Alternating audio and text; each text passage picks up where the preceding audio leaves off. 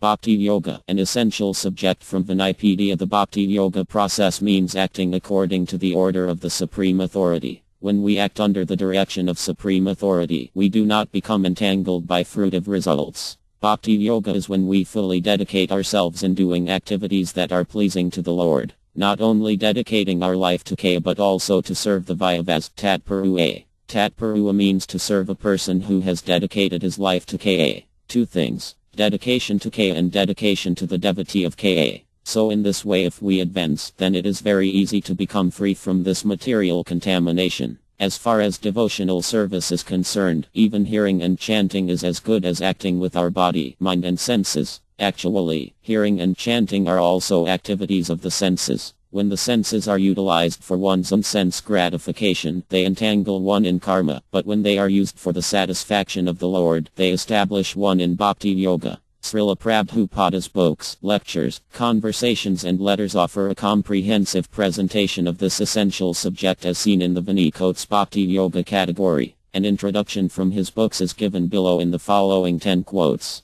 Quotes from Srila Prabhupada's books: as long as the material body exists, one has to meet the demands of the body, namely eating, sleeping, defending and mating. But a person who is in pure Bhakti Yoga or in Kaya consciousness does not arouse the senses while meeting the demands of the body. Rather, he accepts the bare necessities of life, making the best use of a bad bargain, and enjoys transcendental happiness in Kaya consciousness. Bhagavad Gita 6.2023. When devotional service is executed with some material purpose involving fruitive activities, mental speculations or mystic yoga, it is called mixed or adulterated devotional service. Besides Bhakti Yoga, the Bhagavad Gita also describes Karma Yoga, Jnana Yoga and Dhyana Yoga. Yoga means linking with the Supreme Lord, which is possible only through devotion. Fruitive activities ending in devotional service, philosophical speculation ending in devotional service, and the practice of mysticism ending in devotional service are known respectively as Karma Yoga, Jnana Yoga and Dhyana Yoga.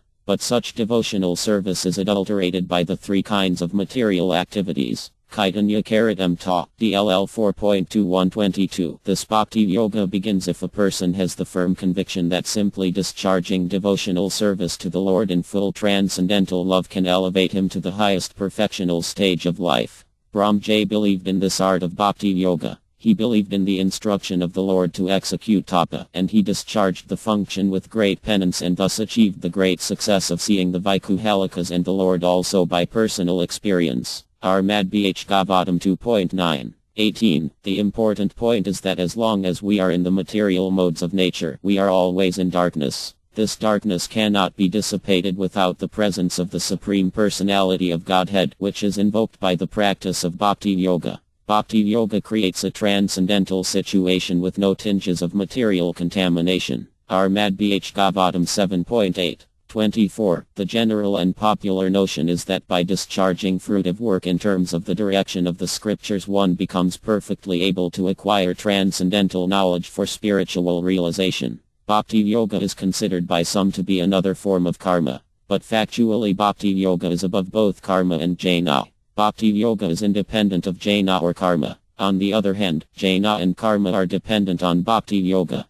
Armad Bh Gavatam 1.5.35. Bhakti Yoga itself is so powerful that even an impious man with no assets in Karma Yoga or an illiterate with no assets in Jnana Yoga can undoubtedly be elevated to the spiritual world if he simply adheres to Bhakti Yoga. Mmivyasyasaya. Kaya says in Bhagavad Gita 8.7 that by the process of Bhakti Yoga one undoubtedly goes back to Godhead, back home to the spiritual world. Yogis, however, instead of going directly to the spiritual world, sometimes want to see other planetary systems, and therefore they ascend to the planetary system where Lord Brahma lives, as indicated here by the word Brahma. Armad Bh Gavatam 6.1. 1. Kaya activities are known as Bhakti Yoga, always acting for Kaya. This includes not only Kaya, but his different plenary expansions such as Arma and Anarya. He has innumerable expansions. One who is engaged in the service of any of the forms of Ka or of his plenary expansions is considered to be transcendentally situated. One should also note that all the forms of Ka are fully transcendental, blissful, full of knowledge and eternal.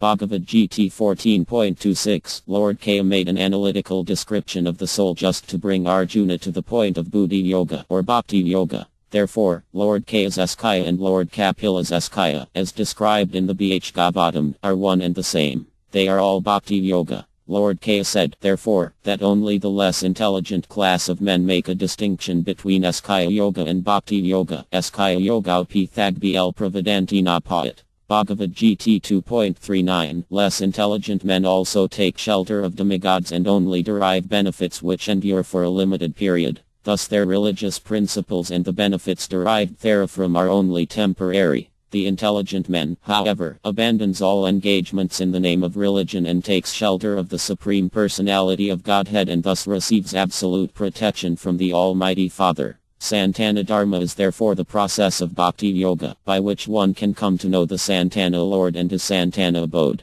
By this process only can one return to the spiritual universe, the Santana Dharma, to take part in the Santana enjoyment prevailing there. Easy Journey to Other Planets. Chapter 1 The words Dharmabhasanina mean that the Bhakti Yoga process contains two symptoms, namely attachment for the Supreme Lord and detachment from all material affinities. There are two symptoms of advancement in the process of devotional service, just as there are two processes taking place while eating. A hungry man feels strength and satisfaction from eating, and at the same time he gradually becomes detached from eating anymore. Similarly, with the execution of devotional service, real knowledge develops, and one becomes detached from all material activities. Armad Bhagavatam 3.32, 34-36